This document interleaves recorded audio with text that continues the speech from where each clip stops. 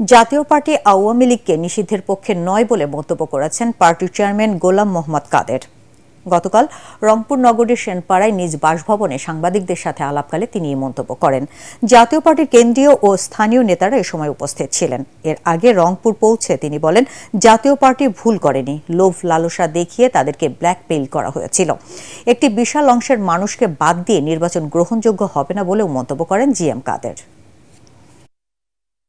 আমরা আওয়ামী লীগ নিষিদ্ধের পক্ষে নই। আমরা আওয়ামী লীগ একটি দলের ভিতরে যারা বাস করছে বা তারা খারাপ হতে পারে। আওয়ামী লীগ একটা গাড়ি, তার ড্রাইভার খারাপ হতে পারে, গাড়িটা তো খারাপ না। কাজে এইগুলো জিনিস বুঝতে হবে। তো এগুলো না বুঝে দেশের একটা বিশাল অঙ্কের জনসংখ্যাকে বাইরে রেখে আমি আমার ইচ্ছা মতো, যেটা হাসিনা করতে চেয়েছিল, এই হাসিনার ফেসিবাদী এখন আবার দেখছি যে অর্ধেক লোককে বাদ দিয়ে ইলেকশন করবে জোর করে, এবং জোর করে আমাদেরকে নিয়ে আসবে, কাউকে জোর করে বাদ দেবে। এনারা এখন জোর করে আমাদের বাদ দিয়ে জোর করে ইলেকশন করবে। এই ইলেকশন গ্রহণযোগ্য হবে না। এই ইলেকশনে দেশে কোনো স্থিতিশীলতা আসবে না এবং দেশ আরও সামনের দিকে সংঘাতময় দুর্যোগপূর্ণ অবস্থা চলে যাবে।